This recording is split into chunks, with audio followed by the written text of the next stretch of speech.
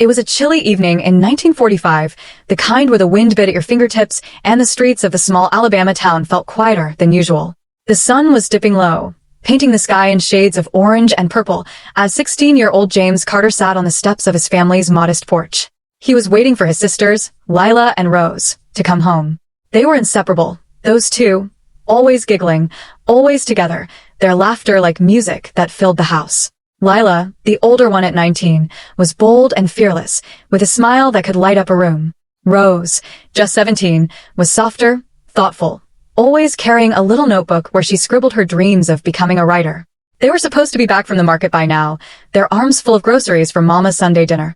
But the minutes ticked by, and the streets stayed empty. James felt a knot tighten in his stomach. Something wasn't right. The Carter family wasn't rich, far from it. They were a black family in a segregated South, scraping by on their father's factory wages and their mother's sewing. But they had each other, and that was enough. Lila and Rose were the heart of the family, always looking out for James, teasing him about his lanky legs or sneaking him an extra biscuit when Mama wasn't looking. That night, when they didn't come home, the world seemed to shift. Their parents searched frantically, knocking on neighbors' doors, pleading with the local police for help. But in 1945, in a town where prejudice ran deep, the disappearance of two black girls didn't stir much urgency. The police shrugged it off, saying they'd probably run off with some boys or left for the city. James knew better. His sisters would never just leave. Not without a word. Not without him. Days turned into weeks, then months. The house grew quiet, the kind of quiet that feels heavy, like it's pressing down on your chest. James's parents aged overnight, their faces etched with worry and grief. He'd catch his mother staring out the window, clutching Rose's notebook, whispering prayers. His father stopped talking much, his hands always busy with work, as if keeping busy could keep the pain at bay. James, though, couldn't let it go. He was just a kid, but he promised himself he'd find them. He'd walk the streets after school, asking anyone who'd listen if they'd seen his sisters. He'd sneak into places he wasn't supposed to, alleys, abandoned lots, even the edge of the white side of town, hoping for a clue. But every lead fizzled out. The years rolled on, and the mystery of Lila and Rose's disappearance became a ghost story in their little town, whispered about but never solved. Fast forward to 1985. James Carter was no longer that skinny kid on the porch. He was 56 now, a man with gray in his hair and a weight in his heart that never left. He'd built a life, worked as a mechanic, married a kind woman named Clara, raised two kids of his own. But the hole left by his sisters never closed. He still kept Rose's notebook on his bedside table, its pages yellowed but precious. Every year, on the anniversary of their disappearance, he'd drive to the old Market Street, sit on a bench, and just remember. It was his way of keeping them alive. But this year, something was different. As James sat there, lost in thought, a stranger approached him, an older white woman, frail but sharp-eyed, her hands trembling as she held out a folded piece of paper. "You're James Carter, aren't you?" she asked, her voice low, almost secretive. He nodded, confused. She pressed the note into his hand and whispered, "I'm sorry. I've kept this too long."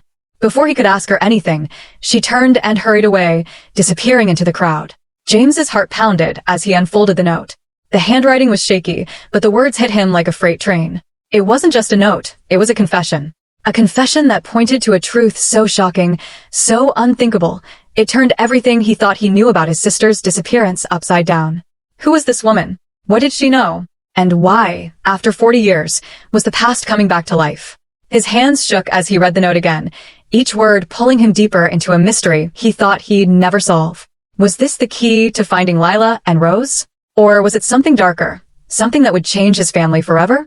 The note mentioned a name James hadn't heard in decades. It was someone from the edges of his childhood, someone tied to the night his sisters vanished. But how? And why now? James felt the old fire in his chest, the same one he'd felt as a teenager searching for his sisters. He wasn't a kid anymore, but he wasn't ready to let this go. Not when he was this close. The note was a thread, and he was going to pull it, no matter where it led. But as he tucked it into his pocket and headed home, a chill ran through him. Some truths, he knew, came at a cost. And this one might break him. James sat in his old pickup truck, the engine idling as he stared at the note in his hand. The streetlights flickered on, casting a dim glow over the cracked dashboard. His fingers traced the creases of the paper, as if touching it could make sense of the words scrawled there.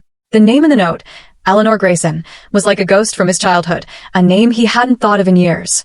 She was the wife of a wealthy landowner back in 45, a white woman who lived in a big house on the edge of town, far from the dusty streets where James and his sisters grew up. He could still picture her, always dressed in crisp dresses, her hair pinned up, her face unreadable as she passed through the market with her husband. Why was her name in this note? And what did the woman who gave it to him mean by, "I've kept this too long"?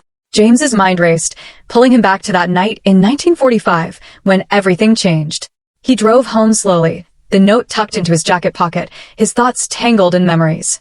Back then, their town was a place where lines were drawn clear and sharp, black folks on one side, white folks on the other. The Carter family lived in a small clapboard house, its paint peeling, but its warmth undeniable. Lila and Rose were the spark that kept it alive. Lila was the dreamer, always talking about moving north, where she heard black folks could live freer, maybe even go to college.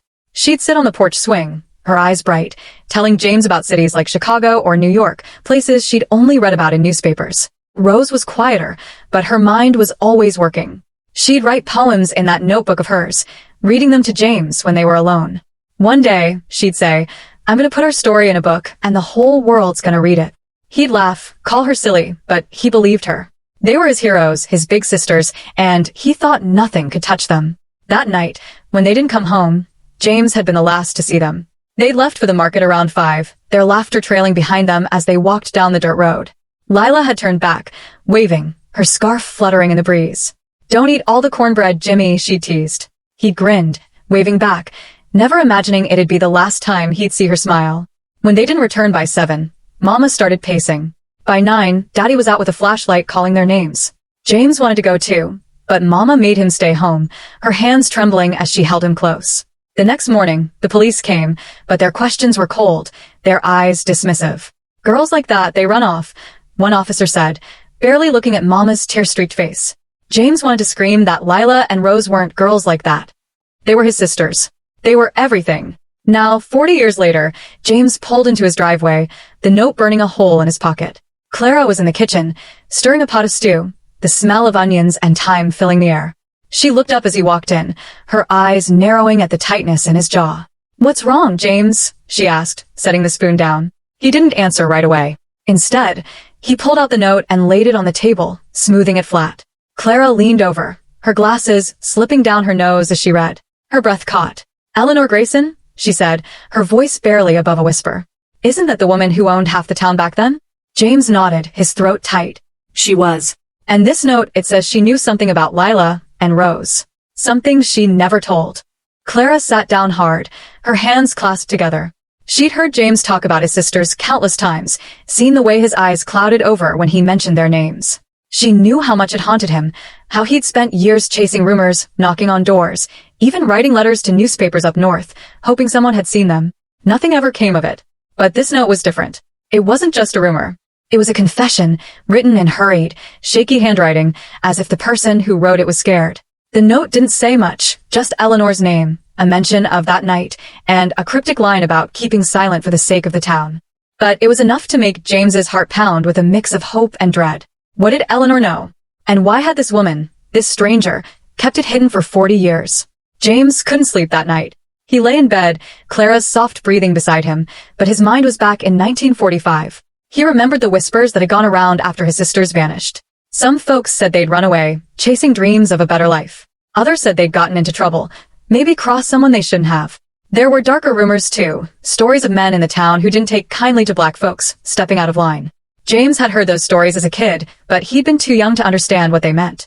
Now, as a man, he knew the weight of them. The South in 45 was a dangerous place for people like him, and Lila's boldness, her refusal to bow her head or stay quiet, hadn't gone unnoticed. Had she crossed a line? Had Rose been caught in the fallout? The thought made his stomach twist. The next morning, James drove to the library, the note folded in his wallet. He wasn't sure what he was looking for, but he needed answers. The library was quiet, the air smelling of old books and dust. The librarian, a young woman with kind eyes, helped him dig through old newspapers on microfiche. He scanned articles from 1945, his fingers trembling as he turned the dial. Most of the headlines were about the war ending, soldiers coming home. But there, buried in a corner of the local paper, was a small article about 2 missing Negro girls. It was barely a paragraph, no names, no details. Just a mention that they were believed to have left town. James's jaw clenched. That was it? His sisters' lives reduced to a footnote? He kept searching, pulling records from the years after. Eleanor Grayson's name popped up a few times. Charity events, land deals, her husband's obituary in 52.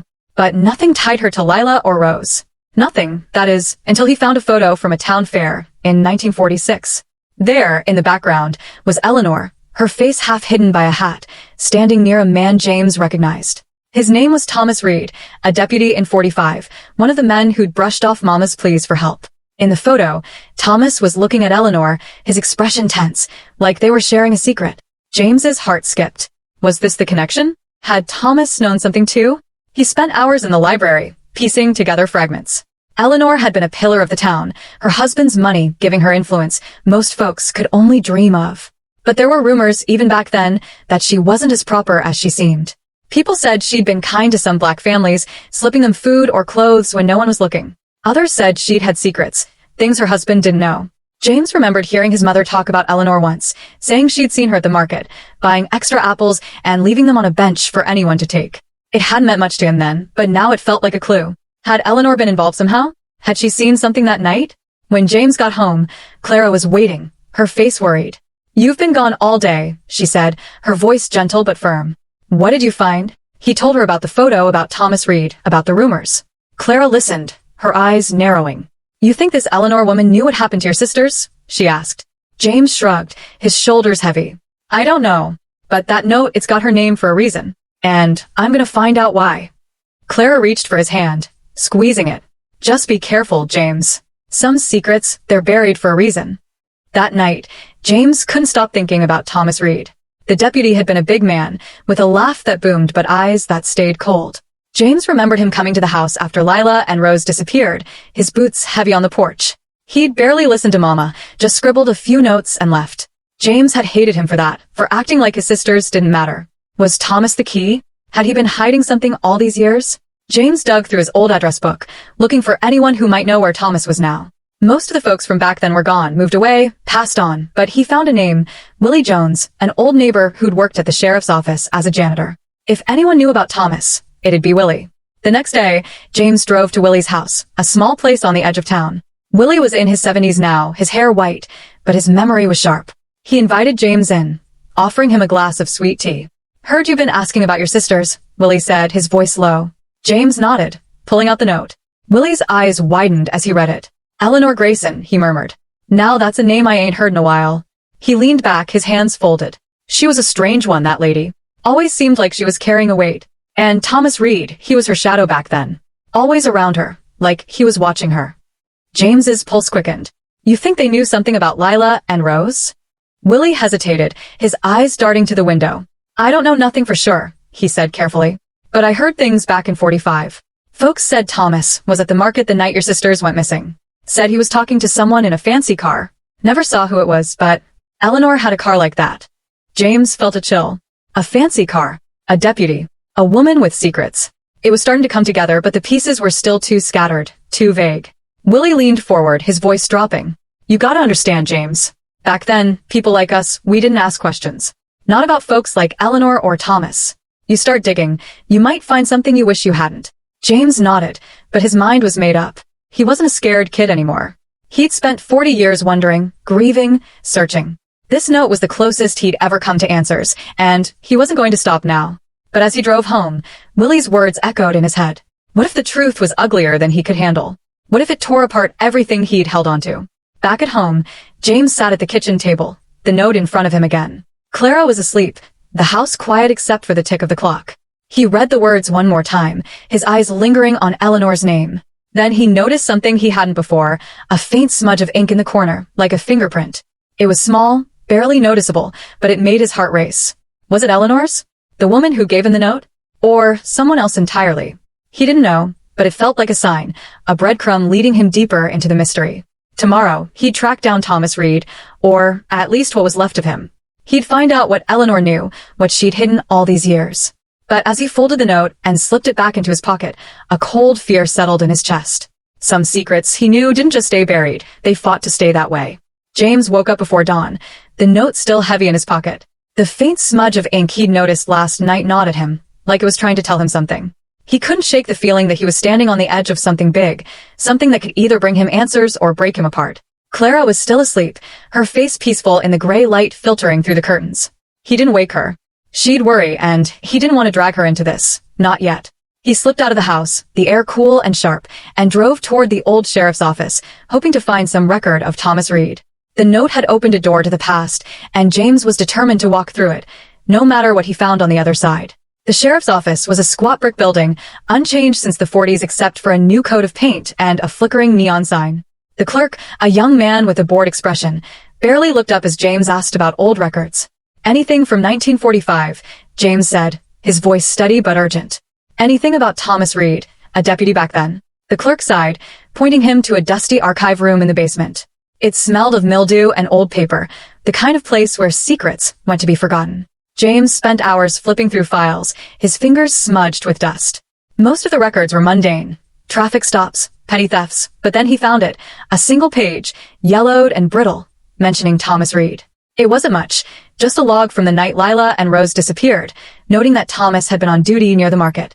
No details, no follow-up. Just his name, scrawled in faded ink, tying him to that night. James's heart thudded.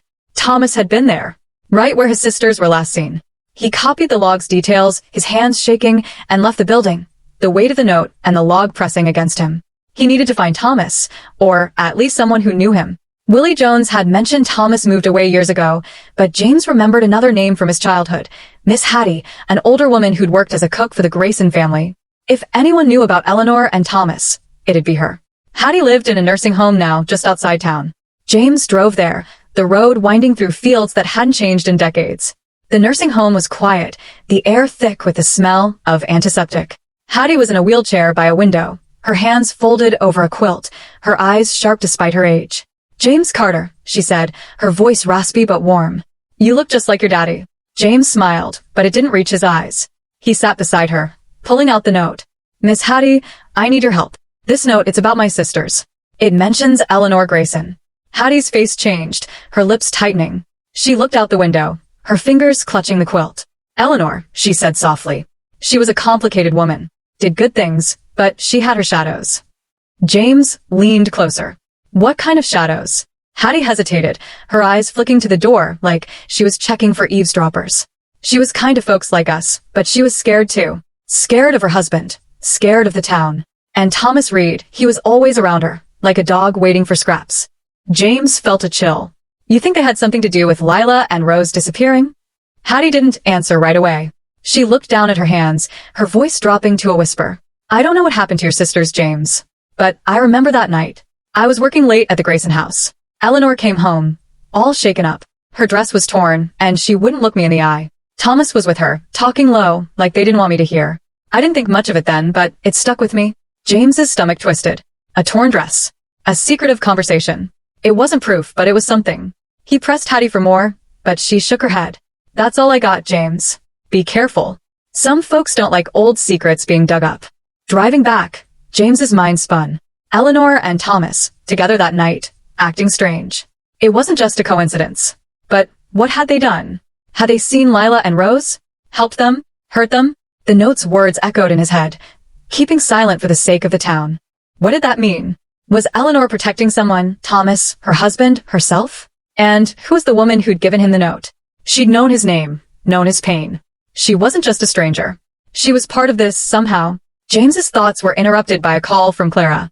"You need to come home," she said, her voice tight. "Someone left something on our porch." His heart sank. "What is it?" Clara paused. "It's a scarf. Looks like the one Lila used to wear." James sped home, his pulse racing. The scarf was there, neatly folded on the porch steps, its red and white pattern faded but unmistakable. He hadn't seen it in 40 years, but he'd know it anywhere. It was Lila's, the one she'd been wearing the day she vanished. Clara stood beside him, her arms crossed, her eyes wide with fear. "Who left this, James?" she whispered. He didn't have an answer. He picked up the scarf, his fingers brushing the soft fabric, and a memory hit him. Lila laughing, tying it around her neck before heading to the market. How did it end up here now, after all these years? Was someone trying to help him? Or warn him? That night, James barely slept. He kept the scarf and the note side by side on the kitchen table, staring at them like they held the answers. Clara tried to get him to eat, but he couldn't stomach it. His mind was too full, piecing together fragments. There was another angle he hadn't considered, his sister's dreams. Lila had always talked about leaving, about finding a place where she and Rose could be free. What if they'd tried to run that night? What if they'd crossed paths with the wrong people, someone like Thomas, or even Eleanor's husband, William Grayson? William had been a powerful man, with a temper folks whispered about. James remembered him as a hulking figure, always in a suit, his voice sharp when he spoke to workers. Had Lila's boldness gotten her in trouble with him? The next day, James went back to the library, digging deeper into the Grayson family. He found an old article about William's death in '52, a car accident, the paper said, but there were rumors of foul play. Some said Eleanor had been relieved, free from his control. Others said she'd never been the same after. James also found a mention of a charity Eleanor ran, one that helped black families in secret. It didn't fit with the image of a woman hiding a terrible truth, but it made her more complicated. Was she a villain in this story, or a victim? And what about Thomas? James tracked down an address for him, an old trailer park an hour away. He wasn't sure Thomas was still alive, but he had to try. When he got to the trailer park, it was run down, the kind of place where people kept to themselves. An old man pointed him to Thomas's trailer, but warned him, he don't like visitors. James knocked anyway, his heart in his throat. The door creaked open, revealing a man who barely resembled the deputy from James's memory. Thomas was frail now, his face lined, his eyes cloudy. But when he saw James, something flickered in his expression. Fear, maybe, or guilt. What do you want? Thomas snapped, his voice rough. James held up the note, watching Thomas's face. I want to know what happened to my sisters, and why Eleanor Grayson's name is on this. Thomas's eyes widened, and for a moment, James thought he'd slam the door. Instead, he stepped back, letting James inside. The trailer was cramped, smelling of cigarette smoke and stale coffee. Thomas sat heavily, his hands shaking. I don't know nothing about no note, he said, but his voice wavered. James didn't believe him. You were at the market that night, he said, his tone firm. You were with Eleanor. What happened? Thomas looked away, his jaw tight. You're digging up old ghosts, boy. You don't know what you're messing with. James leaned closer, his voice low but steady. I've been waiting 40 years. I'm not stopping now. Thomas didn't say much after that, just mumbled about bad times and things best left alone. But as James turned to leave, Thomas grabbed his arm, his grip surprisingly strong. Eleanor didn't want to hurt nobody, he said, his voice barely a whisper. But she saw something she shouldn't have. We both did. James's heart stopped. What did you see? He demanded. Thomas let go, his eyes haunted. Ask the preacher's son, he said, then shut the door. The preacher's son. James drove home, his mind racing. The preacher in 45 was Reverend Amos, a kind man who'd helped the Carter family through tough times. His son, Daniel, was a quiet boy, a few years older than James. Daniel had left town not long after Lila and Rose disappeared, and James hadn't thought of him in years. Was he involved? Had he seen something too? The pieces were piling up, but they didn't fit yet. The scarf, the note, Thomas's words, Eleanor's secrets, it was all connected. But how? And who was leaving these clues, pulling James deeper into a mystery that felt more dangerous with every step. When he got home, Clara was waiting, her face pale. She held up a small envelope, her hands trembling. This came in the mail, she said. James opened it, his breath catching. Inside was a single photograph, grainy and old, showing Lila and Rose at the market, their faces bright with smiles. Behind them, barely visible in the shadows, was a man in a deputy's uniform, Thomas Reed. And next to him, her face half-turned, was Eleanor Grayson. James's blood ran cold. This wasn't just a clue. It was a warning. Someone was watching him. Someone who knew the truth. And they weren't done yet. James held the photograph in his hands, the edges worn and curling, his sisters' faces frozen in time. Lila's smile was wide, her scarf tied loosely around her neck, and Rose's eyes sparkled with that quiet mischief she always carried. But it was the figures in the background, Thomas Reed in his deputy's uniform and Eleanor Grayson with her face half-turned, that made his heart pound. The grainy image felt like a window into that night in 1945, a moment captured just before everything fell apart. Who had sent this? And why now, after 40 years of silence? James's hands trembled as he set the photo down on the kitchen table, next to Lila's scarf and the mysterious note. Clara stood behind him, her arms crossed tightly, her voice barely above a whisper. James, this is getting too dangerous. Whoever's sending these things, they're playing with you. He knew she was right, but he couldn't stop. Not when he was this close to the truth about his sisters. The words Thomas Reed had muttered, ask the preacher's son, kept circling in his mind. Daniel Amos, the son of Reverend Amos, had been a lanky, quiet teenager back in 45, always hovering on the edges of things, watching more than he spoke. James hadn't thought about him in decades, but now his name felt like a key to a lock he'd been trying to open for years. Daniel had left town not long after Lila and Rose vanished, supposedly to study up north. But had he been running from something? James needed to find him. Or at least figure out what Thomas meant. He spent the next morning on the phone, tracking down old contacts, anyone who might know where Daniel was. Most of the leads were dead ends. People had moved, passed away, or just didn't want to talk. But one call, to an old church friend of his mother's, gave him something. Daniel was back in Alabama, living in a small town an hour away, running a hardware store. James didn't tell Clara where he was going. She tried to stop him, and he couldn't let her.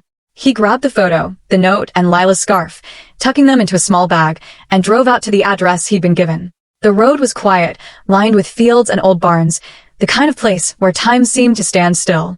His heart was racing, but he kept his hands steady on the wheel, his mind replaying every clue. The note's cryptic words about keeping silent for the sake of the town. Hattie's story about Eleanor's torn dress, and Thomas's hushed conversation. The scarf left on his porch like a ghost from the past. And now this photo, tying Thomas and Eleanor to the exact moment his sisters were last seen. It was all leading somewhere, and James felt like he was walking a tightrope, one wrong step away from falling into something he couldn't handle. The hardware store was a small, weathered building with a faded sign that read, Amos and Sons.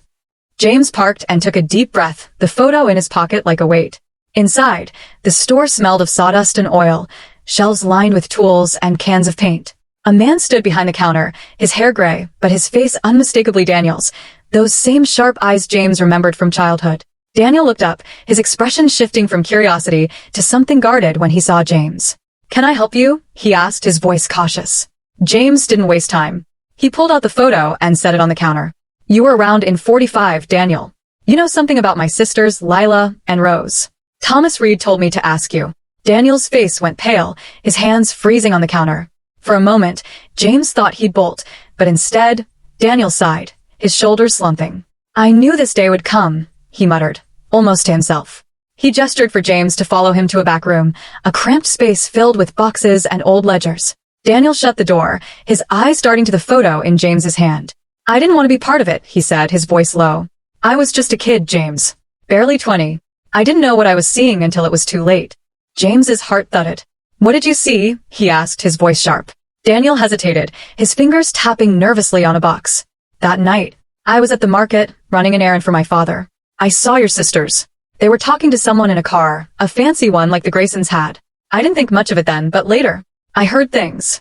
James leaned forward, his pulse racing. "What things? Who was in the car?" Daniel shook his head, his eyes haunted.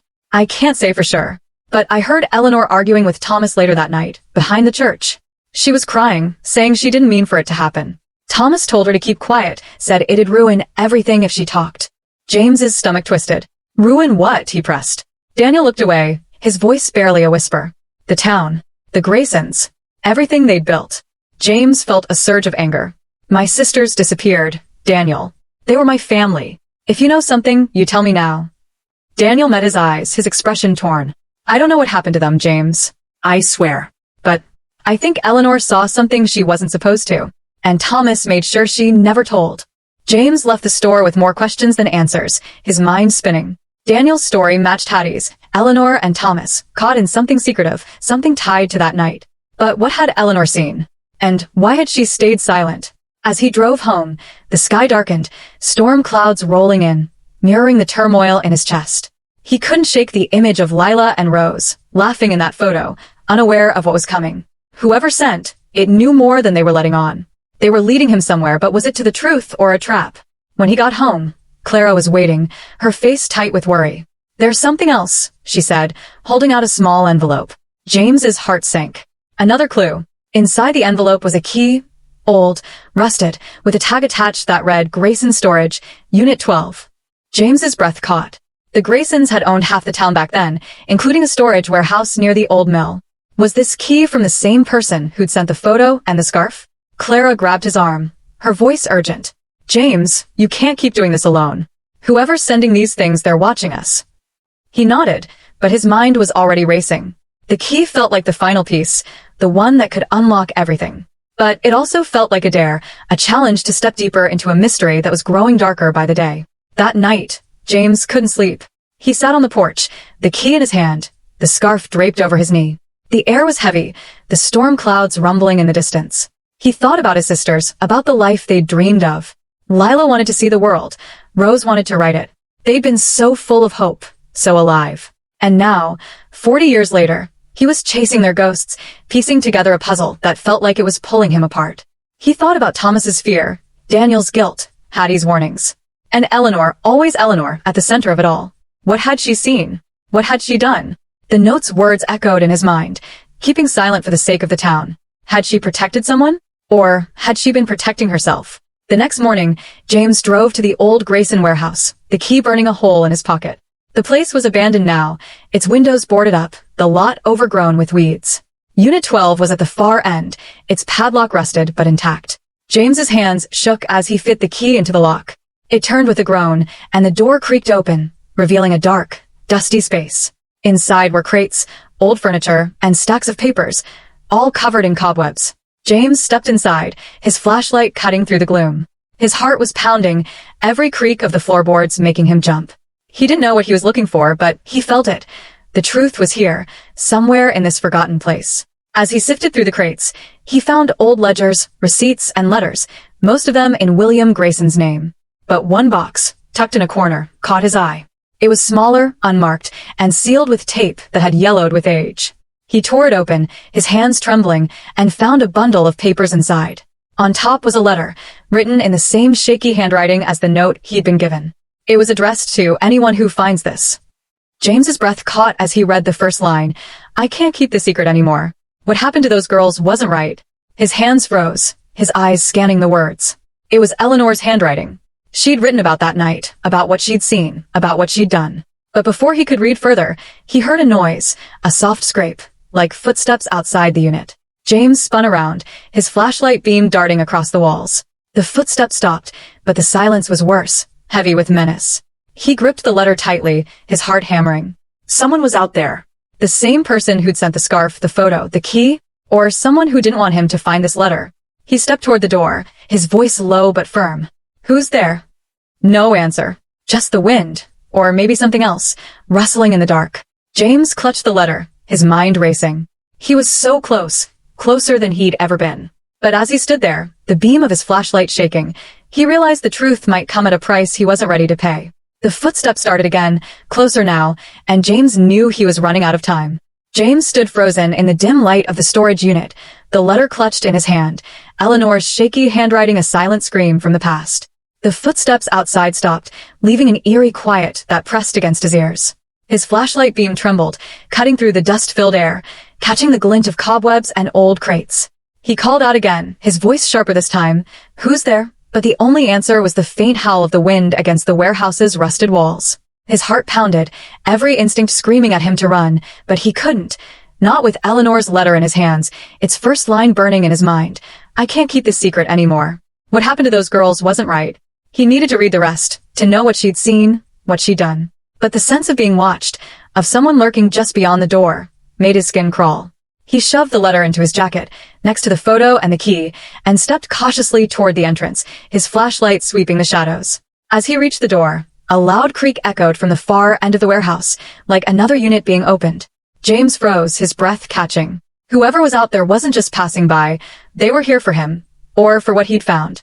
He clicked off his flashlight, plunging himself into darkness, and pressed himself against the wall, listening. The footsteps started again, slow and deliberate, moving closer. His mind raced, piecing together the clues he'd gathered.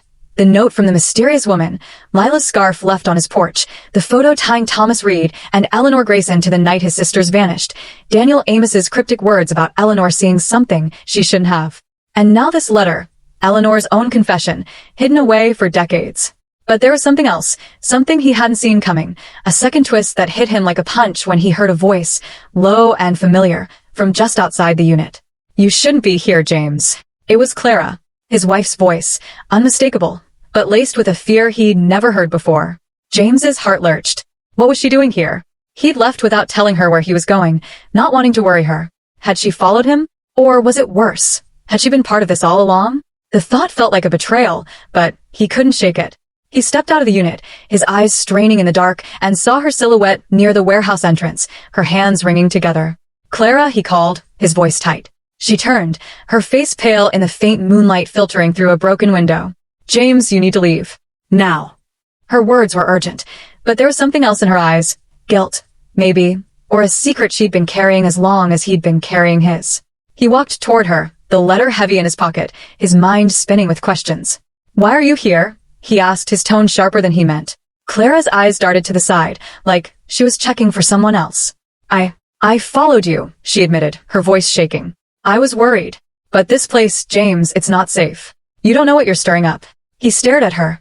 The woman he'd loved for 30 years, the woman who'd stood by him through every sleepless night, every dead-end lead about his sisters. But now, seeing her here, in this abandoned warehouse, with that look in her eyes, he felt a crack in the trust they'd built. "What do you know, Clara?" he asked, stepping closer. "What aren't you telling me?" Before she could answer, another sound cut through the silence, a car engine, low and rumbling, pulling into the lot outside. Headlights swept across the warehouse, casting long shadows that danced on the walls. Clara grabbed his arm, her grip tight. "We have to go," she whispered, her voice desperate. But James pulled away, his jaw set. "Not until I read this letter. Not until I know what happened to Lila and Rose." Clara's eyes widened, and for a moment, he thought she'd argue, but instead she nodded, her face crumpling. "Then read it fast," she said, glancing toward the headlights. "Because whoever's out there, they don't want you to have it." James ducked back into the unit, his hands shaking as he pulled out the letter and his flashlight. He scanned the words, each one hitting him like a stone. Eleanor wrote about that night in 1945, about seeing Lila and Rose at the market, about a car pulling up, a car driven by her husband, William Grayson. She hadn't known what he was doing at first, she wrote, but she'd followed him, worried about his temper. She saw him talking to the girls, his voice sharp, their faces tense. And then, they were gone. Eleanor wrote that she'd confronted William later, but he told her to stay quiet, said it was for their family, for the town. She'd wanted to tell someone, but Thomas Reed had been there, always watching, always reminding her of the consequences. The letter ended abruptly. The last line cut off. "I hid the truth in." James's heart sank. The rest was missing, torn away, leaving him with half a confession and 1,000 more questions. The car door slammed outside, and James's head snapped up. Clara was at the unit's entrance, her eyes wide. "James, they're coming," she hissed. He shoved the letter back into his pocket, his mind reeling. William Grayson had been with his sisters that night. Had he done something to them? And what had Eleanor hidden? The truth she mentioned, was it here, in this warehouse? Or somewhere else? The footsteps were closer now, heavy and purposeful, and James realized they weren't alone. He grabbed Clara's hand, pulling her into the shadows of the unit, his heart hammering. "Who's out there, Clara?" he whispered. She shook her head, tears in her eyes. "I don't know, but they've been watching us, James. Ever since you got that note." The revelation hit him, like a wave. Someone had been tracking him, leaving clues, the scarf, the photo, the key, and now they were here, closing in. Was it Thomas Reed, still alive, still guarding his secrets? Daniel Amos, hiding more than he'd let on? Or someone else, someone tied to the Graysons, someone who'd kept this secret buried for 40 years? James's mind flashed to the woman who'd given him the note, her trembling hands, her whispered apology. Was she part of this? Or another victim of the same secret? The footsteps stopped just outside the unit, and a shadow fell across the doorway. James held his breath, his hand tightening around Clara's. The letter, the photo, the scarf. They were all pieces of a puzzle, but the picture was still incomplete, and now he was trapped, inches from the truth and inches from danger. A voice broke the silence, low and gravelly, unfamiliar, yet chilling. "You found it, didn't you, Carter?" The words sent a shiver down James's spine. He didn't recognize the voice, but it carried a weight, a certainty, like whoever it was had been waiting for this moment. Clara's nails dug into his arm, her breath ragged. James wanted to shout back, to demand answers, but something in the voice's tone stopped him. It wasn't just a threat, it was a promise. The shadow in the doorway shifted, and James caught a glimpse of a figure, tall and broad, holding something in their hand. A flashlight? A weapon? He couldn't tell. His mind raced, weighing his options, run, hide, or face whoever this was. But the letter in his pocket felt like a ticking bomb, its secrets too heavy to ignore. "James," Clara whispered, her voice barely audible. "There's something I need to tell you." Her words hit him like a jolt. Another twist, another crack in the world he thought he knew. He turned to her, his eyes searching her face in the dim light. "What?" he asked, his voice low but urgent. She opened her mouth, but before she could speak, the figure in the doorway stepped forward, their face still hidden in shadow. "Time's up," the voice said, and the sound of metal clicking a gun echoed in the unit. James's heart stopped. He was so close to the truth about Lila and Rose, but now he was staring down a new danger, one he hadn't seen coming. Clara's secret, the letters, missing words, the figure in the dark, it was all converging, and James knew the next moment would change everything. James's heart thundered in his chest as the shadowy figure stepped closer, the metallic click echoing in the cramped storage unit. The air was thick with dust and tension, the faint glow of the stranger's flashlight cutting through the darkness. Clara's grip on his arm was like a vice, her whispered words, "There's something I need to tell you," hanging unfinished between them. The letter in his pocket, Eleanor Grayson's confession, felt like it was burning through his jacket, its incomplete truth taunting him. He wanted to run, to drag Clara out of this abandoned warehouse and away from whoever this was, but his feet were rooted to the ground. 40 years of searching for his sisters, Lila and Rose, had led him here, to this moment, and he wasn't leaving without answers. "Who are you?" James demanded, his voice steady despite the fear clawing at his throat. The figure paused, their face still hidden, and then, to James's shock, they lowered the flashlight, revealing a woman's face, old, weathered, but unmistakable. It was the woman who'd given him the note at the market, her eyes now filled with a mix of guilt and determination. "You don't know me, James," she said, her voice softer than before but firm. "But I knew your sisters. My name's Margaret. I was Eleanor Grayson's maid in 45. James's breath caught, his mind reeling. The maid? Hattie had mentioned a maid, someone who'd been in the Grayson house that night, someone who'd seen Eleanor come home shaken, her dress torn. Margaret stepped closer, her hands trembling as she held the flashlight. "I sent you the note, the scarf, the key. I've been carrying this for too long, and I can't do it anymore." Clara's hand tightened on James's arm, her eyes wide with shock. "Why now?" James asked, his voice hoarse. "Why after all these years?" Margaret's lips quivered, and she glanced toward the warehouse entrance, as if expecting someone else. "Because I'm dying," she said simply. "And I can't go to my grave with this on my conscience." James's mind spun as Margaret began to talk, her words spilling out like a dam breaking. She'd been young in 1945, barely 18, working for the Graysons to support her family. That night, she'd overheard Eleanor arguing with her husband, William, in their study. William had come home late, his hands shaking, his voice low and angry. Margaret had been cleaning nearby unnoticed and heard him mention those girls and the river. Eleanor had begged him to explain, but he'd shouted her down, saying it was handled, and that Thomas Reed would make sure no one asked questions. Margaret hadn't known what it meant then, but when she heard about Lila and Rose disappearing, she'd put the pieces together. She'd wanted to tell someone, but William's temper and Thomas's presence, always lurking, always watching, kept her silent. Eleanor had confided in her later, swearing her to secrecy, saying the truth would destroy the town, their family, everything. James's hands clenched into fists, the letter in his pocket crumpling. "What happened to my sisters?" he demanded, his voice breaking. Margaret's eyes filled with tears. "I don't know for sure," she said, but Eleanor wrote it all down. The rest of that letter, it's here, in this unit. She hid it after William died, said it was too dangerous to keep at the house. James's heart lurched. The missing piece of the letter, the truth about Lila and Rose, it was here, somewhere in this dusty maze of crates. He turned to the box he'd been searching, his hands tearing through it, papers scattering. Clara dropped to her knees beside him, her own hands shaking as she helped. "James," she whispered, her voice urgent, "what I needed to tell you. I knew Margaret. I met her years ago at church. She told me she worked for the Graysons, but I didn't know. I didn't connect it until the scarf showed up." James froze, his eyes locking onto Clara's. "You knew her?" he asked, disbelief and hurt flashing through him. Clara nodded, tears spilling down her cheeks. "She never told me about your sisters, I swear. She just said she'd worked for a family with secrets, and I thought it was just talk. When the scarf came, I remembered her, and I didn't know how to tell you." The betrayal stung, but James pushed it aside. There wasn't time for that now. He turned back to the box, his fingers closing around a small, sealed envelope, the same shaky handwriting scrawled across it. He tore it open, his breath ragged, and read the words Eleanor had written 40 years ago. The letter was a confession, raw and unfiltered. Eleanor wrote that she'd followed William that night, suspicious of his late hours.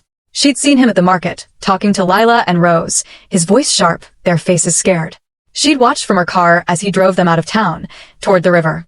She'd followed, her heart pounding, and seen him stop near the old bridge.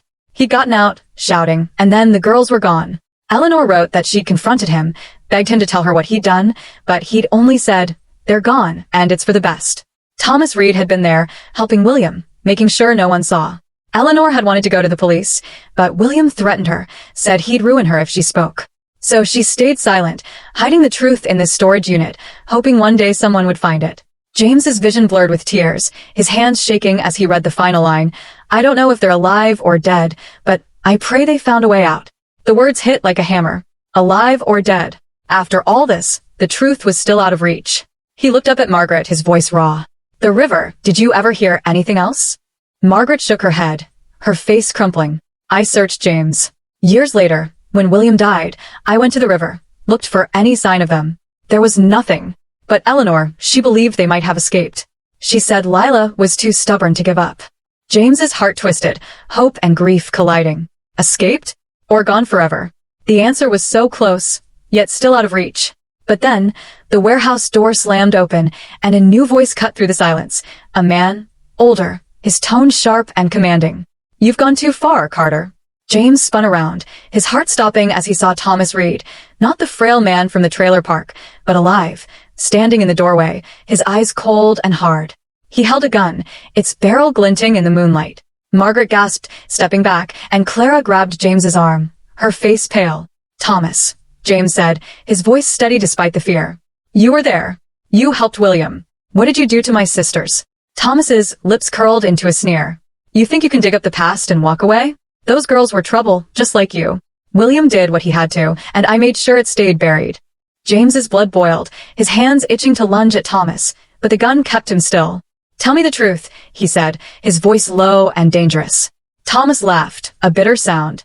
The truth? Your sisters crossed William. Lila wouldn't shut up, talking about leaving, stirring up trouble.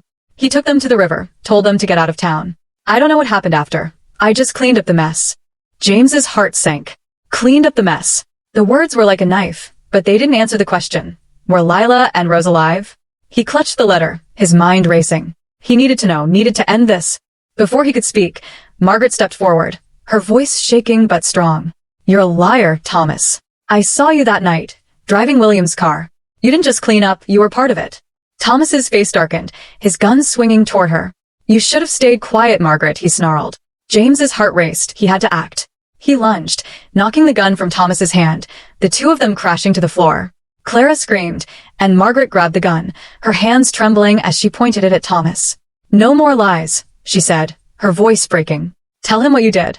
Thomas, pinned under James, laughed again, but it was weaker now, desperate. All right, he gasped. They didn't die that night. William let them go, told them to run and never come back. I drove them to the edge of town, gave them money to disappear. That's the truth. James's heart stopped.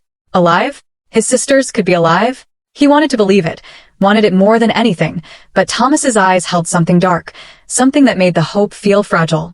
He pushed Thomas away, standing, his chest heaving. Where are they? He demanded. Thomas smirked, blood on his lip. You'll never find them. They didn't want to be found. As James processed the words, Clara's voice broke through, trembling but urgent. James, there's one more thing. She pulled a small, folded paper from her pocket, her hands shaking. Margaret gave this to me years ago, before I even knew what it meant. I didn't understand until now. James took the paper, his hands unsteady, and unfolded it.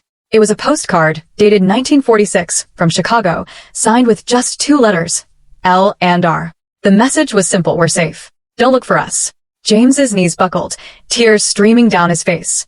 Lila and Rose, they were alive. Or they had been all those years ago. The relief was overwhelming, but it came with a final, gut-wrenching twist. The postcard was addressed to Eleanor Grayson, not him. His sisters had reached out, but they'd chosen to stay hidden, leaving him behind. Why? What had they been running from? And were they still out there, somewhere carrying their own secrets? James sat on the cold floor of the warehouse, the postcard trembling in his hands. The faint, looping handwriting of L and R stared back at him, a fragile thread connecting him to Lila and Rose after 40 years of grief and searching. We're safe. Don't look for us. The words were a lifeline, and a wound all at once. His sisters had been alive, at least in 1946, but they'd chosen to vanish, to leave him and their family behind. Why? The question burned in his chest, sharper than ever, even as Thomas Reed's confession echoed in his ears. Thomas, now slumped against a crate, his face bruised from their struggle, glared at James with a mix of defiance and exhaustion. Margaret stood nearby, still holding the gun with unsteady hands, her eyes filled with tears. Clara knelt beside James, her hand on his shoulder, her own secret, knowing Margaret all these years, hanging heavy between them. The air in the warehouse was thick with dust and unspoken truths, but James knew this wasn't the end. Not yet. He needed to understand why his sisters had run, and if they were still out there, somewhere in the world. He stood, his legs shaky, and looked at Margaret. "You knew about this postcard," he said, his voice low but steady. "Why didn't you tell me sooner?" Margaret's shoulders sagged, the weight of decades in her eyes. "I wanted to, James. But Eleanor made me promise. She said it was the only way to keep them safe. She gave me the postcard after William died, told me to destroy it, but I couldn't. I kept it, thinking one day I'd find the courage to give it to you." She paused, her voice breaking. "I'm so sorry. I was scared. Scared of William, of Thomas, of what the town would do if the truth came out." James's jaw tightened. Fear had kept so many silent. Eleanor, Margaret, even Daniel Amos. But he couldn't hate them for it. He'd lived in that same town, felt that same fear as a black kid in 1945, knowing the wrong word or look could cost you everything. Clara squeezed his hand, her eyes pleading. "James, let's go home. You've got answers now. Maybe it's enough." But it wasn't. Not yet. He looked at Thomas, who was rubbing his bruised jaw, his smirk gone. "You said you drove them out of town," James said, stepping closer. "Where? Where did you take them?" Thomas's eyes flickered, like he was weighing his options, but the gun in Margaret's hands kept him talking. "A bus station," he muttered. "The one in Montgomery. I gave them money, told them to get on a bus and never come back. William didn't want them dead. He just wanted them gone. Said they were trouble, stirring up ideas about leaving, about rights. He thought it'd cause problems for him, for the town." James's stomach twisted. His sisters, punished for dreaming of a better life. He turned to Clara, the postcard still in his hand. "I need to know if they're still out there," he said, his voice quiet but firm. Clara nodded, her eyes soft with understanding. "Then we'll find them," she said. "Together." James looked at Margaret, who was wiping tears from her cheeks. "Help me," he said. "If you know anything else, anything at all, tell me now." Margaret hesitated, then nodded. "There's one more thing," she said. "Eleanor kept a journal. She wrote about your sisters, about what she did to help them. It's not here. It's at her old house in the attic. I can show you where." James's heart lifted, just a fraction. A journal. Another piece of the puzzle, maybe the one that would tell him where Lila and Rose had gone. They left the warehouse, leaving Thomas behind. James didn't care about turning him in. Not yet. The police in 1985 weren't much different from the ones in 45 when it came to old secrets in a small southern town. Justice could wait. His sisters couldn't. Margaret led them to the old Grayson house, a crumbling mansion on the edge of town, its windows boarded up, its once grand columns chipped and gray.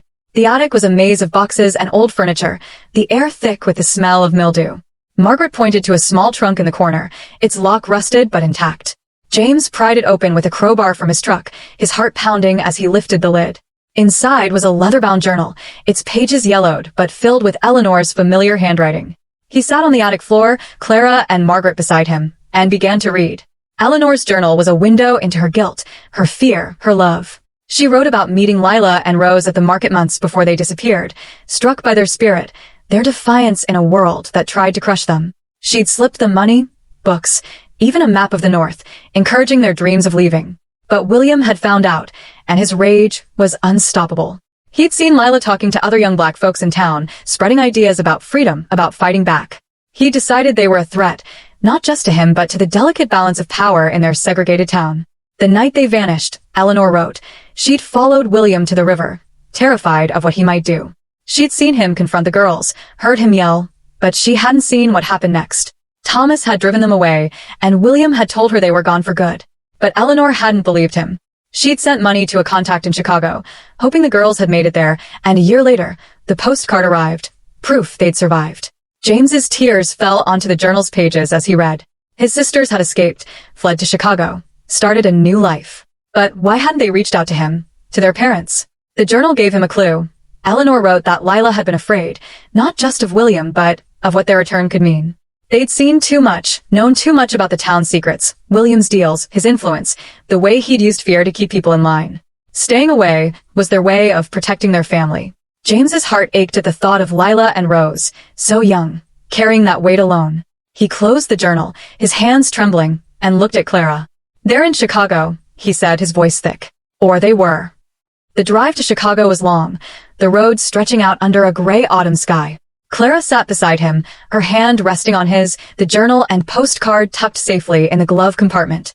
Margaret had stayed behind, promising to keep their search quiet. James didn't know what he'd find in Chicago, but he had to try. He'd spent 40 years wondering, grieving, and now he had a chance to see his sisters, to hear their voices, to know their story. The city was overwhelming, its streets loud and crowded, so different from the quiet Alabama town he'd grown up in. He started at the address on the postcard, an old tenement building in a neighborhood that had seen better days. The landlord, an older man with a kind smile, remembered a Lila Carter who'd lived there in the late 40s, but she'd moved on, leaving no forwarding address. James didn't give up. He spent days visiting libraries, churches, community centers, showing the old photo of Lila and Rose to anyone who'd look. Most shook their heads, but one woman, a librarian named Grace, paused when she saw the picture. "I know that face," she said, pointing to Rose. "She used to come here years ago, wrote poems, published them under a pen name, Rose Ellison." James's heart leaped. Rose Ellison, his sister, the dreamer, the one who'd wanted to put their story in a book. Grace led him to a shelf of local poetry collections, pulling out a slim volume with Rose's pen name on the cover. The poems were vivid, raw, filled with images of rivers, freedom, and loss. One, titled For Jimmy, broke his heart. "I left you behind, little brother, to keep you safe. Forgive me." The trail led to a small publishing house, where an editor remembered Rose. She was quiet, but her words were fire, the editor said. She passed away in 75, but her sister's still around. Lila lives up in Hyde Park, runs a community center. James's breath caught. Lila was alive. He drove to the address the editor gave him, his hands shaking on the wheel. The community center was a bright, bustling place, filled with kids laughing and older folks chatting. James walked in, his heart in his throat, and saw her, Lila, older now, her hair gray, but her smile unmistakable. She was helping a young girl with a drawing, her voice warm and familiar. James stood frozen, tears welling up, until she looked up and saw him. Her eyes widened, her hand covering her mouth. "Jimmy," she whispered. The reunion was everything and nothing like he'd imagined. Lila ran to him, her arms wrapping around him, her tears soaking his shirt. They sat for hours, talking, crying, piecing together the years. Lila told him how she and Rose had fled that night, terrified of William's threats, of what he'd do to their family if they stayed. Thomas had driven them to the bus station, given them money, and told them to disappear. They'd built a new life in Chicago, always looking over their shoulders, always afraid the past would catch up. Rose had written her poems, pouring her heart into them, while Lila worked to help others, to give back to a community that had taken them in. They'd wanted to reach out, Lila said, but fear kept them silent. "We thought you were better off without us," she said, her voice breaking. "We thought we were protecting you." James held her hand, his heart full and broken at once. Rose was gone, but Lila was here, and that was enough. He told her about their parents, about the years of searching, about the note, the scarf, the photo. Lila listened, her eyes distant, and when he mentioned Eleanor's journal, she nodded. "She helped us," Lila said. "She sent us money, got us to Chicago. Without her, we wouldn't have made it." James felt a pang of gratitude for Eleanor, a woman caught in her own cage, doing what she could to right a wrong. As for Thomas, Lila's face hardened. "He wasn't kind," she said. "He did what William told him, but he hated us for it. For being who we were." Back home in Alabama, James and Clara sat on their porch, the journal and postcard on the table between them. He'd decided not to pursue Thomas. There was no proof, no evidence that would hold up after all these years, and James didn't want to spend his life chasing vengeance. Instead, he wanted to live for Lila, for the time they had left. He visited her often in Chicago, their bond growing stronger with every conversation, every shared memory. Clara, too, found peace, her guilt over knowing Margaret fading as she saw James heal. Margaret passed away a few months later, her conscience clear at last. James sent her a letter before she died, thanking her for coming forward, for giving him his sisters back, even if only one was still here. The key takeaway, James thought as he looked out at the stars, was that love could survive anything, time, fear, even secrets buried for decades. Lila and Rose had run to protect their family, and he'd searched to honor them. The mystery of their disappearance had shaped his life, but so had their strength, their dreams. He kept Rose's poetry book on his bedside table, next to her old notebook, and read it often, hearing her voice in every line. The town secrets, the ones Eleanor and Thomas had guarded, didn't matter anymore. What mattered was the truth he'd found, not just about what happened, but about who his sisters were, and who he'd become because of them. The past was finally at rest, but its lessons lingered. courage, forgiveness, and the stubborn hope that kept him going. And as he sat there, Lila's laughter on the phone still echoing in his ears, James knew he'd carry that hope with him always.